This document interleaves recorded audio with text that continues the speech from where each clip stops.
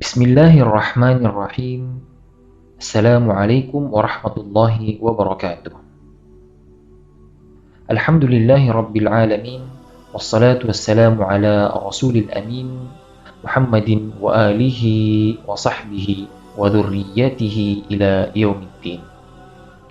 Sahabat muslim yang dirahmati Allah, pada pembahasan ini akan dijelaskan tentang 4 amalan yang sangat istimewa untuk diamalkan di hari Jumat. Yang pertama, bersalawat kepada Nabi Muhammad sallallahu alaihi wasallam. Rasulullah berpesan kepada kita, "Aktsirus salata alayya yaumal jum'ah, fa innahu mashhudun tashhaduhul malaikah. Wa inna ahadan lan yusalli alayya illa uridat alayya salatuhu hatta yafragha minha." Perbanyaklah salawat kepadaku pada hari Jumat. Sesungguhnya ia disaksikan oleh para malaikat. Sungguh, sekali-kali tidaklah salah seorang dari kalian bersalawat kepadaku, kecuali salawatnya akan ditampakkan kepadaku hingga dia selesai. Hadis riwayat Ibnu Majah. Perbanyak salawat kepadaku, kata Rasulullah, di hari Jumat. Bahkan dalam sebuah hadis tentang keistimewaan bersalawat di hari Jumat juga dijelaskan. Sesungguhnya orang yang paling dekat denganku di hari kiamat di setiap tempat adalah yang paling banyak bersalawat kepadaku di dunia. Barang siapa bersalawat kepadaku di hari Jumat dan malam Jumat, maka Allah akan memenuhi hajatnya yang berjumlah 100, 70 hajat di akhirat dan 30 hajat di dunia.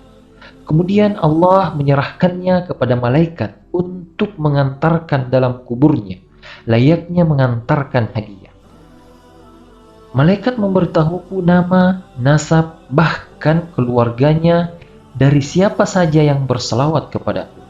Kemudian aku tetapkan catatan di atas kertas putih yang ada padaku. Hadis riwayat Baihaqi. Jadi di hari Jumat, kita diperbolehkan meninggalkan seluruh dzikir untuk fokus bersalawat kepada Rasulullah sallallahu alaihi wasallam.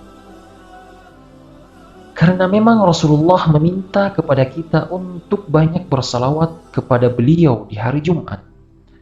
Maka sepanjang hari Jumat, dimanapun kita berada, baik di dalam perjalanan, di rumah, di kantor, perbanyaklah membaca salawat kepada Rasulullah sallallahu alaihi wasallam. Baik memakai sayyidina ataupun tidak, itu diperbolehkan. Mau pendek atau panjang, silakan. Intinya bersalawat kepada Rasulullah sallallahu alaihi wasallam. Yang kedua, bacalah surah Al-Kahfi. Orang yang membaca surah Al-Kahfi pada hari Jumat, maka ia akan disinari dengan cahaya selama masa antara 2 Jumat. Rasulullah sallallahu alaihi wasallam bersabda, "An Abi Sa'id Al-Khudri anna an-nabiy sallallahu alaihi wasallam qala, man qara'a surat Al-Kahfi fi yaumil jum'ah, adha'a lahu min nuri bainal jum'atain." Dari Abu Sa'id Al-Khudri, Rasulullah sallallahu alaihi wasallam bersabda, siapa yang membaca surah Al-Kahfi pada hari Jumat, maka ia akan disinari dengan cahaya selama masa antara 2 Jumat atau seminggu. Hadis riwayat Al-Hakim. Dalam sebuah riwayat yang lain dari Abu Sa'id Al-Khudri, beliau berkata, barang siapa membaca surah Al-Kahfi pada malam Jumat, ia akan disinari cahaya antara dia dan Ka'bah. Hadis riwayat Ad-Darimi. Syekh Albani mengatakan bahwa hadis ini sahih sebagaimana dalam Sahihul Jami'. Surah Al-Kahfi itu berjumlah 110 ayat. Kalau kita membacanya sekaligus, apalagi yang belum biasa, tentu akan terasa berat. Maka cara membacanya adalah boleh dibagi-bagi. Maksudnya bagaimana caranya? Misalkan setelah sholat subuh kita baca beberapa halaman. Sebelum sholat Jumat kita baca lagi beberapa halaman. Setelah Jumat baca lagi beberapa halaman. Kemudian setelah asar kita selesaikan sisanya. Selesailah kita membaca surah Al-Kahfi. Maka di hari Jumat, jangan lupa membaca surah Al-Kahfi. Kemudian, kalau ada di antara kita yang belum bisa membaca, boleh juga menyimak atau mendengar murattal surah Al-Kahfi. Insya Allah, orang yang menyimak bacaan Al-Quran sama pahalanya dengan orang yang membaca Al-Quran. Amalan yang ketiga, berdoa di hari Jumat. Sesungguhnya ada 1 jam di hari Jumat. Siapa yang berdoa di waktu itu, doanya tidak akan tertolak. Doanya tidak akan tertolak. Dalam sebuah hadis dijelaskan dari Abu Hurairah radhiyallahu anhu, beliau berkata, Rasulullah sallallahu alaihi wasallam bersabda, "Inna fil jum'ati la sa'atan la yuwafiquha 'abdun muslimun qa'imun yusalli yas'alullaha khairan illa a'tahu Allahu iyyahu." Sesungguhnya pada hari Jumat itu terdapat satu waktu yang tidaklah seorang hamba muslim bertepatan dengannya sedang dia berdiri salat, berdoa memohon kebaikan kepada Allah, melainkan dia akan memberikan hal itu kepadanya. Hadis riwayat Muslim. Ada 1 jam di dalam hari Jumat yang siapa berdoa di waktu itu akan diijabah doanya. Doanya tidak akan tertolak. Para ulama berbeda pendapat tentang waktu yang diijabah ini. Adapun pendapat yang terkuat adalah waktu mustajab itu ada pada 1 jam terakhir, yaitu pada sore hari. Kira-kira kalau waktu maghrib itu jam 6, berarti waktu mustajab itu mulai dari jam 5. Tidak mesti selama 1 jam itu kita berdoa, tapi bisa 10 menit atau 15 menit. Intinya 1 jam terakhir sebelum sholat maghrib. Silakan berdoa. Di Madinah, para ulama kita, para guru, para orang soleh yang ada di Masjid Nabawi, saat mereka mengerjakan ilmu atau sedang berbicara perihal agama, begitu tinggal tersisa 1 jam sebelum maghrib, semua pekerjaan ditinggalkan majelisnya. Kenapa? Karena masing-masing sibuk berdoa. Sungguh, waktu yang sangat istimewa jangan sampai tertinggal.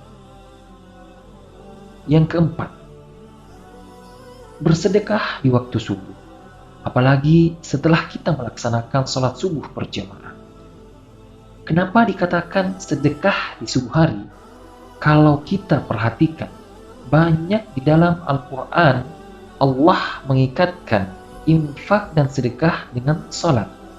Contohnya adalah alladzina yu'minuna bil ghaibi wa yuqimuna as-salata wa mimma razaqnahum yunfiqun, yaitu mereka yang beriman kepada yang gaib, melaksanakan salat, yang menginfakkan sebagian rezeki yang Allah berikan kepada mereka. Jadi banyak ayat di mana Allah mengingatkan infak, sedekah dengan salat. Mengambil pelajaran bahwa salah satu cara agar dimurahkannya rezeki oleh Allah dan cara agar mendapatkan rezeki dari Allah dengan cara yang istimewa adalah dengan menjaga sedekah setiap selesai salat, apalagi di waktu subuh. Kenapa di waktu subuh?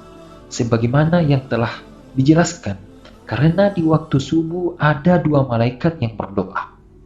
Ma min yawmin yusbihul ibadu fihi illa malakani yanzilan fayaqulu ahaduhuma Allahumma a'ti munfiqan khalafan wa yaqulu al-akharu Allahumma a'ti mumsikan talafan. Setiap subuh ada malaikat yang turun dan berdoa. Yang pertama mendoakan kebaikan bagi orang yang berinfak di subuh hari. Allahumma a'ti munfiqan khalafan. Ya Allah, berikanlah balasan yang berlipat ganda bagi orang yang berinfak.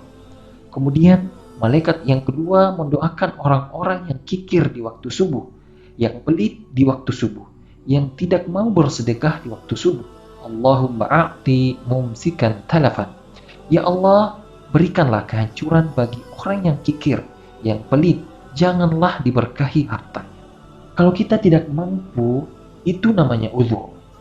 Kalau kita mampu namun tidak membiasakan diri bersedekah di pagi hari, janganlah sampai terkena doa malaikat tersebut. Oleh karena itu, kita berharap malaikat akan mendoakan kita dengan doa, "Ya Allah, gantikan dan lipat gandakanlah apa yang telah ia infakkan dan ia sedekahkan." Karena doa para malaikat itu 100% terkabul.